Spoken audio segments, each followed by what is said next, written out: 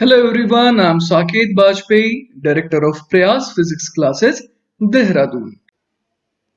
Welcome to the second part of Class Illustration Lecture 4 of System of Particles and Rotational Motion. आज हम लोग इस lecture में पढ़ेंगे अबाउट रिजिड कंस्ट्रेंट। तो देखिए मैंने आपके लिए एक डायग्राम, पहला डायग्राम अगर आप देखें तो इस डायग्राम में मैंने ये शो करने की कोशिश की है कि ये जो बॉडी है ये सिर्फ ट्रांसलेट नहीं कर रही है। ऐसा क्यों मैं कह सकता हूं? क्योंकि अगर कोई बॉडी होती है ना, वो अगर सिर्फ ट्रांसलेट कर रही होती किसी v स्पीड से, तो उसके हर एक पॉइंट की स्पीड एग्जैक्टली कितनी होती? v होती है ना। लेकिन हम लोग देख पा रहे हैं कि जो बॉडी मैंने यहाँ पर बना करके रखी है आपके लिए, वो सिर्फ उसके सारे के सारे पॉइंट की स्पीड जो है सेम नहीं है। जैसे एक की va है, एक की vb है, और आप एंगल्स भी देख पा रहे हैं, थीटा a और थीटा b है। तो इसका मतलब ये जो बॉडी है ये प्योर ट्रांसलेशन मोशन नहीं कर रही है। तो चलिए इस बॉडी को एनालाइज करने की कोशिश करते हैं। अब तक के मैकेनिक्स में आपने एक चीज पढ़ी है कि अगर कोई रिजिड बॉडी होती है ना, तो रिजिड बॉडी की डेफिनेशन में आपने ये पढ़ा था कि इन दोनों पॉइंट्स, लेट अस से बी, और इस पॉइंट का नाम मैं दे देता हूं ए। तो ए और बी अगर ये किसी रिजिड बॉडी का पार्ट है, तो इन दोनों के बीच की जो सेपरेशन है वो चाहे जो हो जाए, चेंज नहीं हो सकती है। तो अगर चेंज नहीं हो सकती है, इसका मतलब ए जो है जिस स्पीड से बी को अप्रोच कर रहा होगा, लेट अस से यू, उतनी ही स्पीड से बी को भी क्या करना होगा? ए से दूर जाना होगा। ये बात तो हमारे को समझ में आ रही है। कम से कम ये तो वैलिड होना ही पड़ेगा, है ना, कि जिस रेट से ए बी की तरफ आ रहा है उसी रेट से बी को भी ए से दूर जाना पड़ेगा। तो इसका इस्तेमाल देखिए हम लोग अपने इस डायग्राम में कर सकते हैं। देखते हैं कैसे। यहां पर अपने को यह दिया हुआ है कि VA कुछ ऐसा है और VB कुछ ऐसा है। तो मुझे यह समझ में आ रहा है कि ये जो AB लाइन सेगमेंट है, इसकी लेंथ चेंज नहीं हो सकती। तो इसका मतलब VA का वो कंपोनेंट जो AB को कम करने की कोशिश कर रहा है, that should be equal to VB का वो कंपोनेंट जो इस AB की लेंथ को बढ़ाना चाह रहा है। तो जैसा कि आप देख पा रहे हैं, VA का कौन सा कंपोनेंट A को B की तरफ ले जा रहा है? वो है VA cos थीटा है। और साथ ही साथ हम लोग ये भी सोच सकते हैं कि कौन सा कंपोनेंट है जो बी को ए से दूर ले जा रहा है? वो है वीबी का cos theta B component, and both of them should be equal so that the length of the line segment A B does not change. तो कुछ नहीं, यही हमारा कंस्ट्रेंट रिलेशन बन गया, है ना। This is a very important constraint relation. अब जरा ये सोचने की कोशिश करते हैं कि अगर ए के नजरिए में बी उससे दूर नहीं जा रहा है ना, तो आखिर बी कर क्या रहा है ए के नजरिए में? तो मैंने अगला जो डायग्राम आपको प्रोवाइड कराया है, उसमें मैंने क्या किया कि ए को रोक दिया। इसका मतलब क्या हुआ कि मैंने ए के रेस्पेक्ट में बात करनी चाहिए।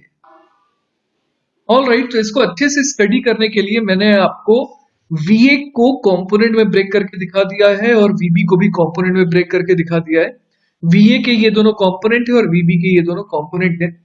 आपको ये मैंने अभी भी बताया कि VA का जो cos थीटा A कंपोनेंट है ना, वो एग्जैक्टली किसके बराबर होना चाहिए?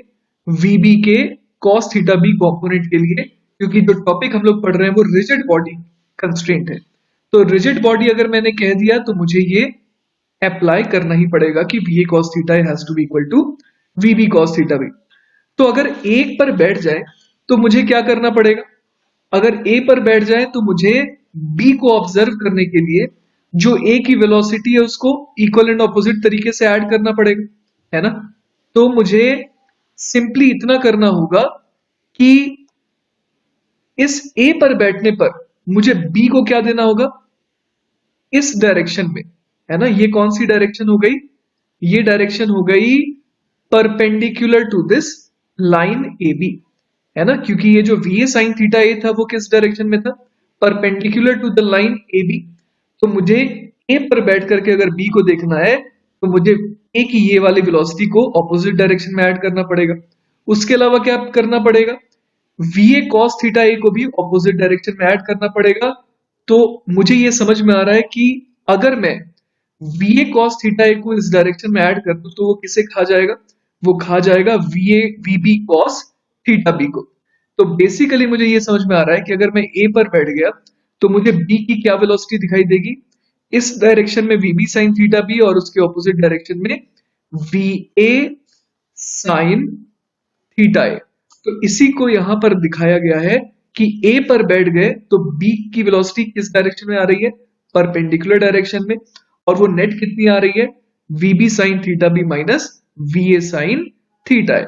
ऑब्वियस है कि सवाल में उन्होंने ये मान लिया है कि V B sine theta B ज्यादा है वी ए साइन थीटा से।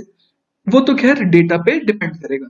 अगर V B sine theta B छोटा होता तो बी ऑपोजिट सेंस में घूमता हुआ दिखता। जैसे इस मोमेंट पर ऐसा लग रहा है कि ये क्लॉकवाइज सेंस में घूम रहा है, अगर वी बी साइन थीटा भी छोटा होता तो ऐसा लगता कि ये एंटी क्लॉकवाइज सेंस में घूम रहा है। तो ये बहुत मजेदार चीज हमने हासिल की कि ए के नजरिए में बी का मोशन अगर हो सकता है ना, तो सिर्फ कैसा हो सकता है, सिर्फ और सिर्फ हो सकता है टेंजेंशियल। मतलब ए को ऐसा लग सकता है कि बी सर्कुलर मोशन कर रहा है, क्योंकि सर्कल ही वो रास्ता है जिसके अलोंग अगर ये घूमे तो ए बी की लेंथ चेंज नहीं होगी। तो ये एक बहुत इंपॉर्टेंट रिजिड बॉडी कंस्ट्रेंट हमने अभी भी सीखा। इसके अलावा अब आप ये भी निकाल सकते हैं कि अगर ए को लग रहा है कि बी घूम रहा है इस तरीके से, तो कितने ओमेगा से घूम रहा है ये हम लोग निकाल सकते हैं। ओमेगा बेसिकली मैंने आपको अभी अभी सिखाया था पिछले लेक्चर में, ओमेगा होता है V perpendicular upon radial distance.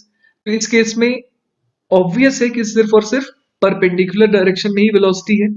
तो वी परपेंडिकुलर कितना आ गया, V B sine theta B minus V A sine theta है, और इसको डिवाइड कर देंगे किससे, रेडियल डिस्टेंस ए बी से, जो कि इस सवाल में कितना दिया हुआ है, एल दिया हुआ है। तो हमने ये भी सीख लिया कि ओमेगा किस तरीके से निकाला जा सकता है इन तरीके के सवालों में। ऑल राइट, तो चलिए अब बढ़ते हैं अगले सवाल की तरफ। ऑल राइट, तो देखते हैं कि ये सवाल क्या कहना चाह रहा है। सवाल कह रहा है a rod A B of length L is lying as shown, point A is moving with speed VA, find the speed of the point B at that instant, and second part है angular velocity of the rod at this instant। चलिए तो सबसे पहले निकालने की कोशिश करते हैं स्पीड ऑफ पॉइंट बी। आप बड़े आराम से ये चीज सोच पा रहे होंगे कि बी जो है ना, उसके पास ज्यादा कोई ऑप्शन नहीं है उसकी वेलोसिटी के डायरेक्शन होने की। बी जो है, ये जो पॉइंट है, ये सरकते हुए नीचे ही गिर सकता है ना। ये ए जिस तरीके से इस तरीके से स्लाइड करते हुए आगे जा रहा है, उसी तरीके से बी के पास भी एक ही ऑप्शन है कि वो हमेशा इस दीवार के सहारे नीचे घसीट आते हुए आए, है ना। तो इस मोमेंट पर अगर बी की डायरेक्शन हो सकती है तो वो सिर्फ एक ही डायरेक्शन में हो सकती है, वो है नीचे की तरफ। ऑलराइट, तो अब मुझे ये वी बी निकालना है। कैसे निकाले, तो अगेन जो हमने सीखा अभी के अभी उसको अप्लाई कर देते हैं। हमने क्या सीखा कि वीबी का जो ये वाला कंपोनेंट है, कौन सा कंपोनेंट, ये वाला, इस कंपोनेंट की अगर मैं बात करूं तो ये कितना हो जाएगा, ये हो जाएगा वीबी साइन थीटा, क्योंकि ये एंगल 90 माइनस थीटा है जस्ट बिकॉज कि ये 90 डिग्री है। और इतने ही वेलोसिटी के कंपोनेंट के बराबर और कौन सी वेलोसिटी होनी चाहिए, ये वाली, जो वीए का ये जो कंपोनेंट है ना, ये कितना हो जाएगा इस थीटा एंगल पर, ये हो जाएगा वीए कॉस थीटा है। इन दोनों एंगल्स को, इन दोनों वेलोसिटी के कंपोनेंट्स को, इन दोनों को वीबी साइन थीटा को बराबर होना पड़ेगा वीए कॉस थीटा, वीए कॉस थीटा के बराबर, है ना। क्यों बराबर होना पड़ेगा भाई, बराबर इसलिए होना पड़ेगा ताकि ए बी रॉड की लेंथ में कोई भी चेंज ना आए। ए बी रॉड एक रिजिड बॉडी है जिसकी लेंथ में चेंज नहीं आ सकता है। तो बी ए को जिस रेट से अप्रोच कर रहा है, ए को उसी रेट से बी से दूर भागना पड़ेगा। तो क्लियर कट वीबी की वैल्यू कितनी आ गई, V A cot theta. I hope ये वाला पार्ट तो बहुत ही इजी लगा होगा आपको, है ना। तो हमारा वीबी आ गया वी ए कॉट थीटा। अब ओमेगा निकालना तो हमारे लिए और भी आसान है। ओमेगा निकालना आसान कैसे हो गया, आइए देखते हैं। तो चलिए उसे निकालने के लिए देखिए, ये मैंने ए और बी के कंपोनेंट्स दिखा दिए हैं वेलोसिटी के। अब अगर मैं ए पर बैठ करके बी के मोशन को देखूं, तो जैसा कि अभी अभी हम लोगों ने डिस्कस किया था, आप मुझे बता सकते हैं कि ए पर बैठ करके मुझे बी की कितनी वेलोसिटी दिखाई देगी। ए पर बैठ जाऊंगा तो वी ए कॉस थीटा ए और वी बी साइन थीटा भी तो दोनों सेम ही है, इन दोनों का तो कोई मतलब नहीं रह गया, है ना। सिर्फ क्या होगा, मुझे ए की जो ये वी ए साइन थीटा ए वाली वेलोसिटी है उसको ऑपोजिट डायरेक्शन में ऐड करना होगा, है ना। इसका मतलब ए पर बैठ करके मुझे सिंपली क्या करना होगा, इस वी ए साइन थीटा ए को उठा करके और ऑपोजिट टू दिस डायरेक्शन, है ना, यहां पर बी को सप्लाई करना होगा।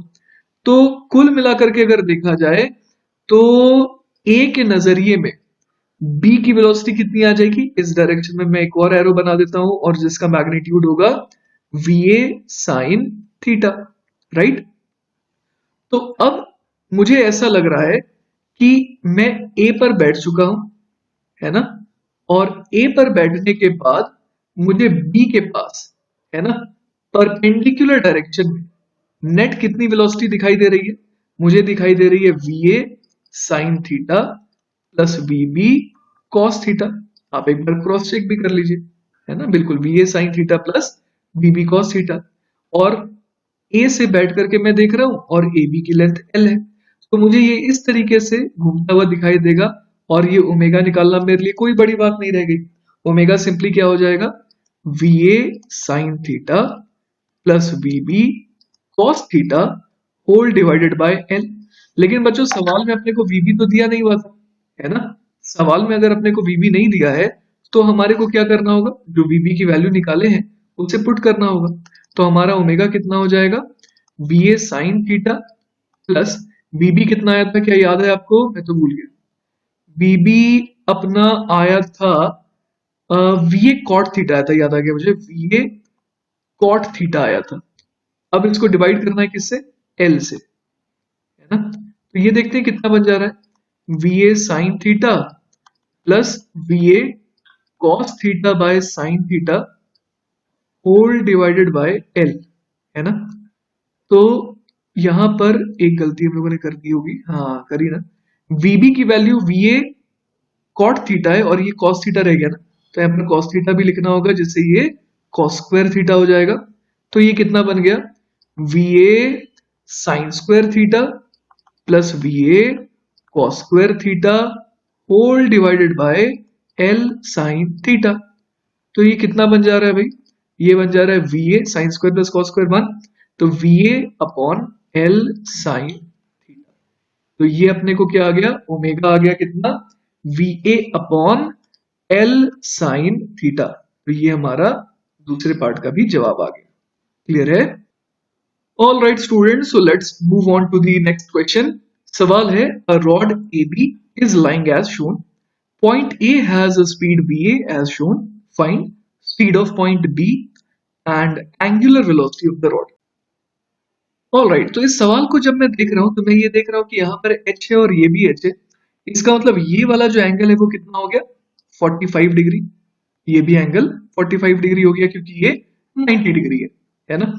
अब मुझे ये समझ में आ रहा है कि ये जो सी पॉइंट है ना, ये कहां पर है, ये बिल्कुल टिप पर है, जैसे ये दीवार की हाईएस्ट पॉइंट है, यहां पर सी पॉइंट है। ऑल राइट, तो बहुत ही अच्छा सवाल है ये। आइए इसको स्टडी करने की कोशिश करते हैं। मुझे ये कंफर्म है कि ए पॉइंट जो है वो सिर्फ और सिर्फ किस डायरेक्शन में जा सकता है, बिल्कुल सही कह रहे हैं आप, टुवर्ड्स लेफ्ट। अब एक और पॉइंट ऐसा है इस रॉड पर जिसकी वेलोसिटी की डायरेक्शन के लिए मैं बिल्कुल श्योर हूं कि वही होगी डायरेक्शन, और वो पॉइंट है एक्चुअली सी। आप देखिए ये जो सी पॉइंट है ये किस डायरेक्शन में मूव नहीं कर सकता है, बता सकते हैं आप।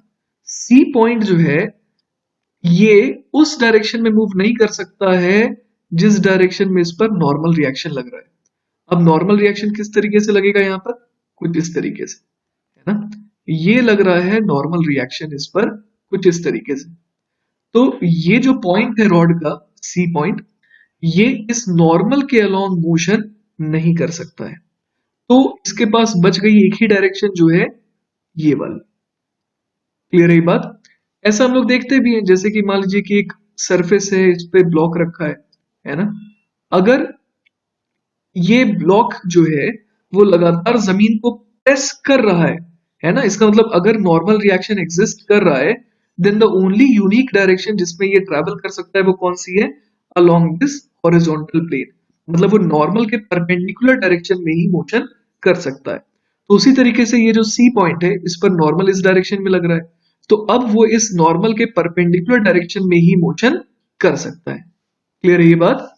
तो मुझे ये समझ में आ गया कि वीसी की अगर वेलोसिटी है जो भी, तो वो किस डायरेक्शन में होगी? इस डायरेक्शन, है ना? ये वीसी हो जाएगा। यहां पर मैं ए दिखा देता हूं और ए की वेलोसिटी की डायरेक्शन को मैं ऐसे दिखा देता हूं, है ना?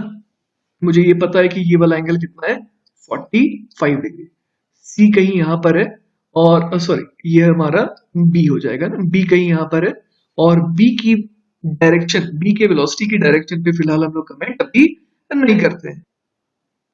ऑलराइट, तो आप मुझे पिछले सवाल की तरह बता सकते हैं कि अगर मैं सिर्फ ए और सी को देख रहा हूं, है ना, मैं ए और सी को देख रहा हूं, तो इस केस में आप मुझे बताइए कि क्या रिजिड बॉडी कंस्ट्रेंट हम लोग लिख सकते हैं? हम लोग लिख सकते हैं कि ये जो AC लेंथ है ये चेंज नहीं हो सकती है। तो अगर AC लेंथ चेंज नहीं हो सकती है, दैट मीन्स कि VA की वेलोसिटी का जो ये वाला कंपोनेंट है ना, और ये एग्जैक्टली कितना होगा? ये हो जाएगा VA cos 45, मतलब VA बाय √2। तो A जो है वो C से दूर किस रेट से भाग रहा है? VA by √2। तो C को भी क्या करना पड़ेगा? C को उसका पीछा करना पड़ेगा। किस स्पीड से? दिख रहा है कि VC से कर रहा है, लेकिन VC को किसका मतलब किसके बराबर होना पड़ेगा? VC को बराबर होना पड़ेगा VA बाय √2 के। इसका मतलब मुझे VA की मदद से VC मिल गया, है ना? तो सवाल में तो लेकिन मुझसे क्या पूछा था? B। तो अब इस VC का इस्तेमाल मैं कैसे कर सकता हूं, वो जरा सोचते हैं ना। मुझे ये समझ में आ रहा है कि अगर मैं C से देखूं, है ना, C पर अगर मैं बैठ जाऊं और C से देखूं, तो मैं क्या बोल सकता हूं?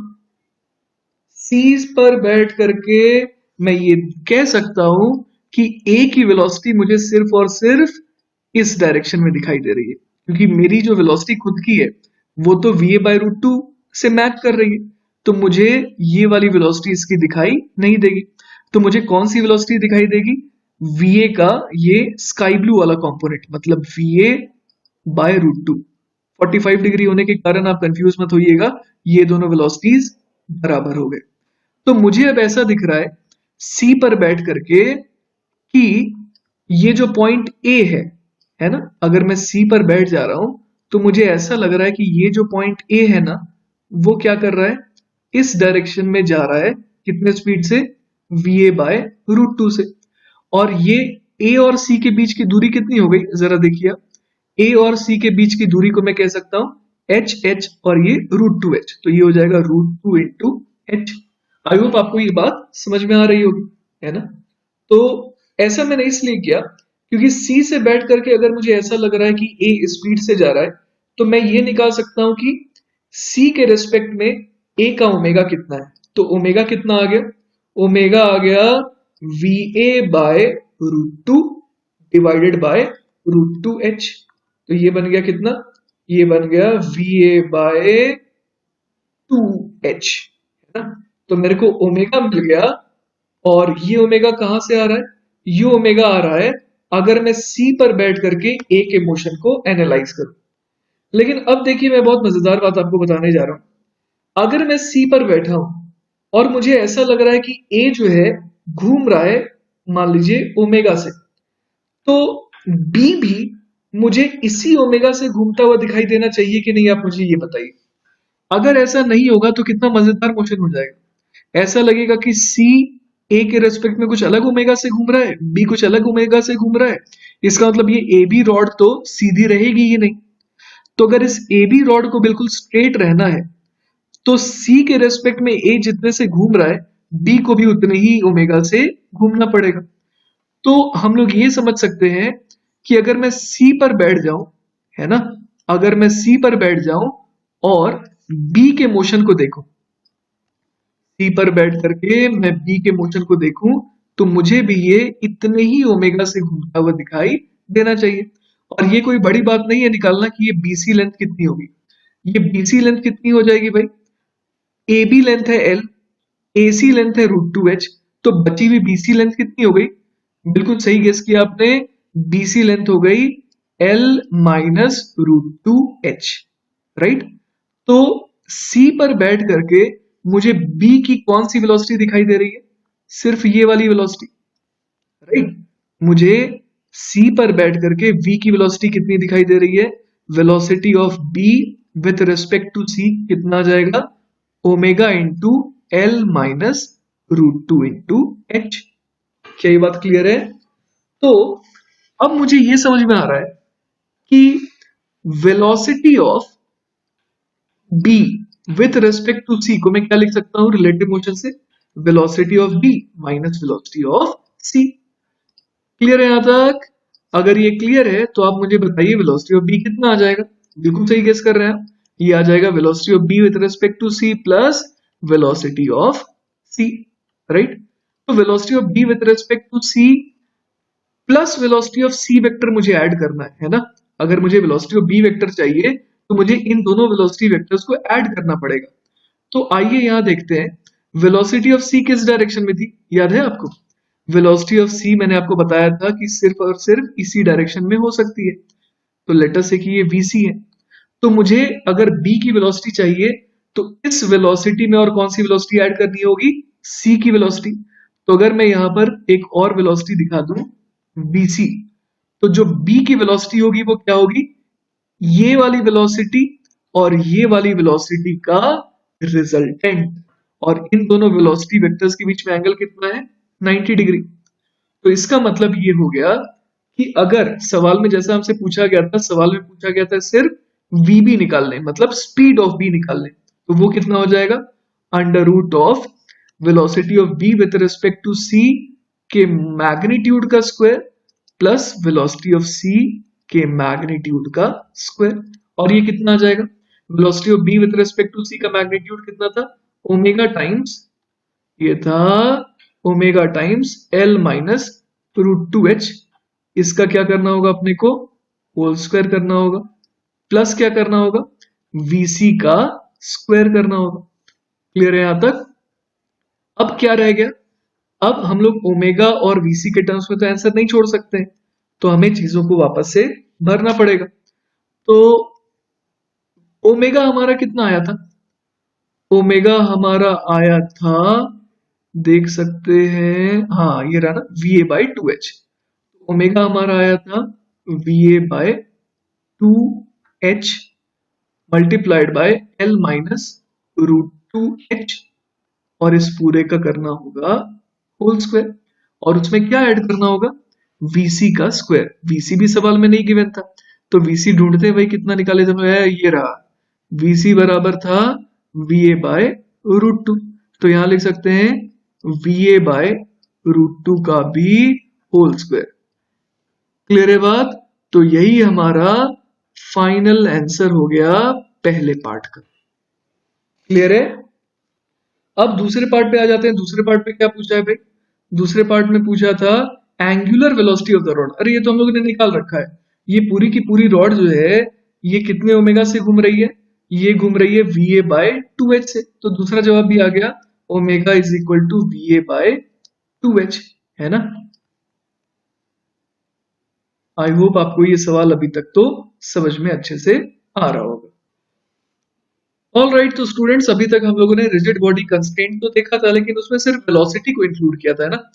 लेकिन इस बार क्या है कि हमारे को एक्सेलरेशन को भी तो देखना पड़ेगा ना। तो अभी तक जो हमने बात करी थी वो ए और बी के वेलोसिटीज तक लिमिटेड थी।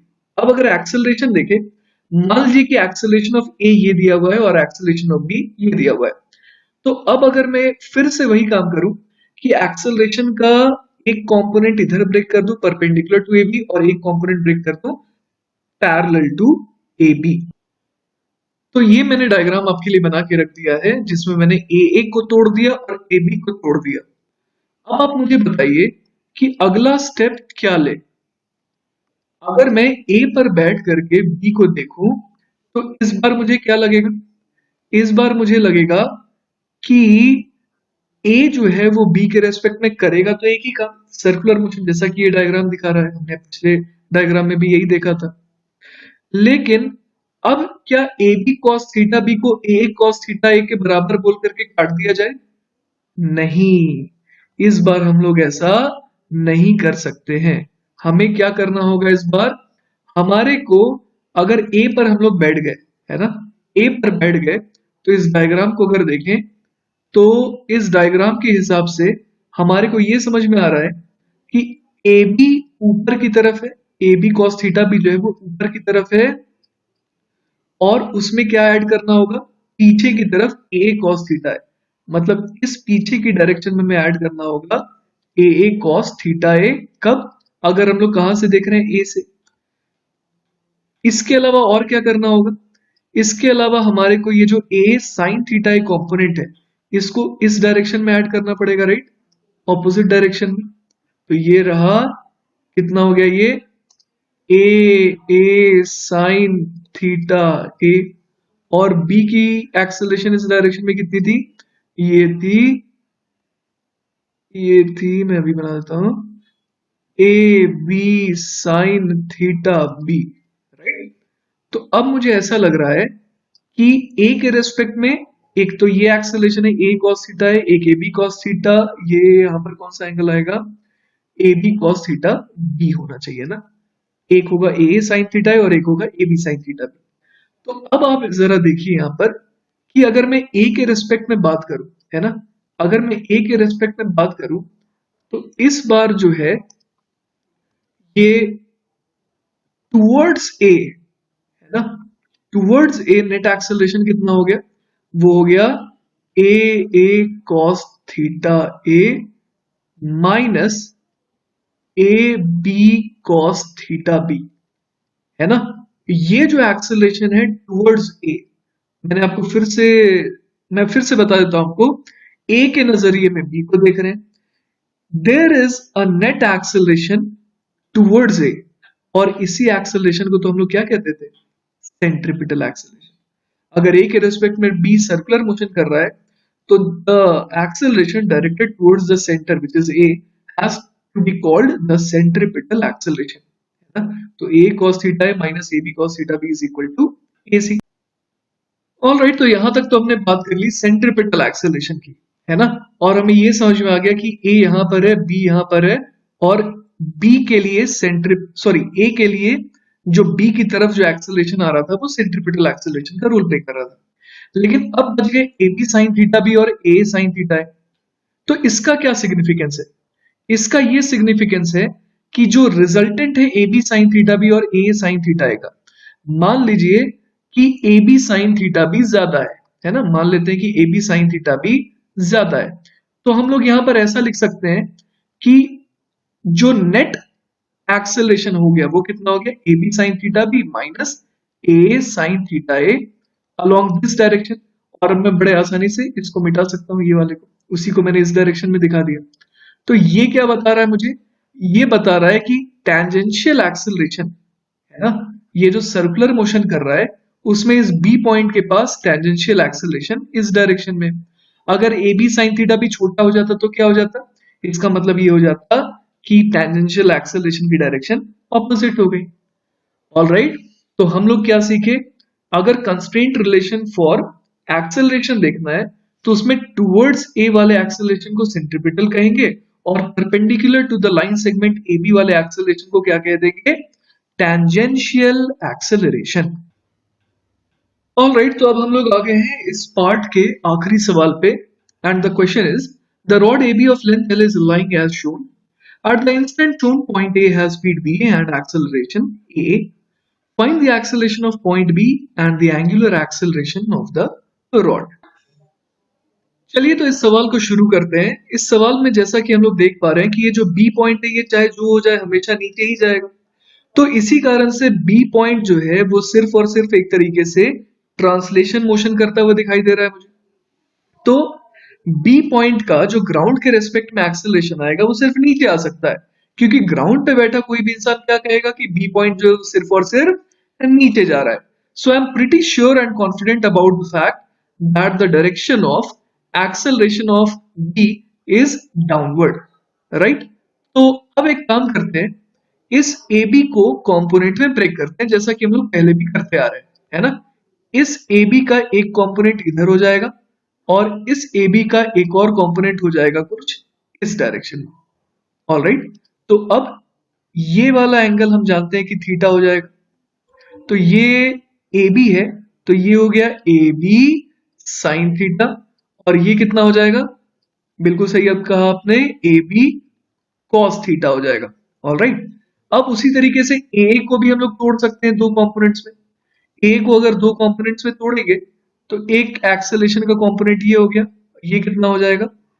ये वाला एंगल जो है ये है थीटा, तो ये 90 माइनस थीटा, इसका मतलब ये हो गया ए ए साइन थीटा, और ये नीचे वाला कंपोनेंट हो जाएगा ए ए कॉस थीटा, ऑलराइट? तो अब अगर मैं ए के रेस्पेक्ट में बी के मोशन को देखूं तो आप मुझे बताइए क्या करेंगे? ए साइन थीटा को टुवर्ड्स लेफ्ट लगाएंगे और ए कॉस थीटा जो नीचे की तरफ दिख रहा है डाउन द रॉड, उसको अप द रॉड लगाना होगा। समझ पा रहे हैं बात? तो इसी के लिए जो नया डायग्राम है वो मैंने आपके लिए यहाँ पर बना रखा है। ए के रेस्पेक्ट में देखेंगे तो हम लोग क्या पाएंगे? ए के रेस्पेक्ट में देखने पर हम लोग पाएंगे कि नीचे की तरफ ए बी साइन थीटा, देखिए ए बी साइन थीटा है और ऊपर की तरफ क्या लगाना पड़ गया? ए ए कॉस थीटा, और लेफ्ट साइड में ए बी कॉस थीटा था तो लेफ्ट साइड में ए साइन थीटा और लगाना पड़ गया। तो ये हमारा नया डायग्राम है ना? तो अब इस डायग्राम को और ज्यादा सिंप्लीफाई करके हम लोग देख सकते हैं कि ये क्या क्या रोल प्ले कर रहा है। हम लोगों ने अभी भी पढ़ा था कि जो नेट डायरेक्शन, सॉरी जो नेट एक्सेलरेशन है टुवर्ड्स ए, क्योंकि ए के नजरिए में बी क्या कर रहा है? ए के नजरिए में बी जो है वो सिर्फ और सिर्फ सर्कुलर मोशन कर सकता है। आप कंफ्यूज मत होइएगा, ग्राउंड के रेस्पेक्ट में बी सिर्फ नीचे गिर रहा है, लेकिन ए के रेस्पेक्ट में बी क्या कर सकता है? सिर्फ और सिर्फ सर्कुलर मोशन। तो ए के नजरिए में जो बी की जो टुवर्ड्स ए एक्सेलरेशन आई वो कितनी आई? A B sine theta minus A sine theta. वो किसका रोल प्ले कर रहा है? सेंट्रिपिटल एक्सेलरेशन का, जो कि ओमेगा स्क्वायर आर होता है, और यहां पर आर का रोल कौन प्ले कर रहा है? ए बी, तो ए बी एल हो गया। इसका मतलब ओमेगा स्क्वायर एल की वैल्यू कितनी हो गई? वो हो गई A B sine theta minus A cos theta, all right? तो ये हमारा सेंट्रिपिटल एक्सेलरेशन है। और आप मुझे बताइए कि इसी तरीके से हम लोग ये जो एल अल्फा है ना, ए टेंजेंशियल हम लोग जानते हैं कितना होता है? आर अल्फा, जो कि इस बार आर की वैल्यू एल है तो ये हो जाएगा एल इंटू अल्फा, और उसकी वैल्यू कितनी हो जाएगी? A sine theta plus A B cos theta. Clear है यहां तक बात? तो ये हमारे टेंजेंशियल और सेंट्रिपिटल एक्सेलरेशंस हो गए, ऑलराइट? तो अब देखते हैं कि सवाल में हमसे क्या पूछा गया था। जैसा कि आप देख रहे हैं सवाल में हमसे पूछा गया था find the acceleration of point B, तो हमें पॉइंट बी का एक्सेलरेशन निकालना। तो मैं एक छोटा सा रिलेटिव वेलोसिटी का कॉन्सेप्ट यहां लगा सकता हूं। Acceleration of B with respect to A को क्या लिख सकते हैं? Acceleration of B minus acceleration of A. तो यहां से एक्सेलरेशन ऑफ बी कितना आ गया? ये आ गया acceleration of B with respect to A plus acceleration of A. इसका मतलब कि अगर मैं अपने इस डायग्राम पे आऊं तो एक्सेलरेशन ऑफ ए एक्चुअल में किधर को था? इस डायरेक्शन में था एक्सेलरेशन ऑफ ए, राइट? तो एक्सेलरेशन ऑफ ए ये रहा, और एक्सेलरेशन ऑफ बी क्या हो गया? एल अल्फा और ओमेगा स्क्वायर एल का रिजल्टेंट। ये दोनों एक्चुअली जो वेक्टर्स मैंने बनाए हैं वो दोनों का रिजल्टेंट क्या होगा? एक्सेलरेशन ऑफ बी, लेकिन किसके नजरिए से? ए के नजरिए से। तो अगर मुझे एक्सेलरेशन ऑफ बी नेट निकालना है तो सिंपली मुझे क्या करना होगा? इन दोनों वेक्टर्स में और क्या ऐड करना होगा? हमें ऐड करना होगा सिर्फ और सिर्फ एक्सेलरेशन ऑफ ए, है ना? तो ये रहा एक्सेलरेशन ऑफ ए, मैंने यहां पर ऐड कर दिया। तो ये तीनों वेक्टर्स मिला करके क्या शो कर रहे हैं? ये तीनों वेक्टर्स मिला करके शो कर रहे हैं net acceleration of B, and I am pretty confident कि इन तीनों वेक्टर्स का एक्चुअली जो रिजल्टेंट आएगा वो किधर आएगा? नीचे की तरफ आएगा, और उसकी वैल्यू को ही हम लोग, उसके मैग्नीट्यूड को क्या कहेंगे? ए बी कहेंगे। इस सवाल में आपको याद होगा कि हम लोगों ने ऑलरेडी ओमेगा निकाल रखा था पहले, और वो कितना आया था, we A upon L sine theta, है ना। पिछले सवाल में हम लोगों ने ये निकाल रखा था, तो डेटा तो बिल्कुल सेम है, तो रिजल्ट भी बिल्कुल सेम आएगा। तो अब आप देखिए कि अपने पास ये एक इक्वेशन आ गई, इक्वेशन नंबर 1, ये आई इक्वेशन नंबर 2, और ये आ गई इक्वेशन नंबर 3। तो इन तीनों इक्वेशन से क्या क्या निकाला जा सकता है, जरा वो देखते हैं। यहां से क्या अपने को ए बी मिल सकता है? ओमेगा की वैल्यू यहां पर अपने को इधर से उठा करके इसमें ऐसे डालनी पड़ेगी, ठीक है। ए दिया ही हुआ है, थीटा दिया ही हुआ है, अरे वाह, तो अपने को ए बी तो डायरेक्टली यहां से आ जाएगा, है ना। तो ए बी कितना आएगा, जरा निकालने की कोशिश करते हैं। A B sine theta minus A cos theta, इसको क्या लिख दें, V A upon L sine theta का whole square into L, right. यहां तक तो सही है।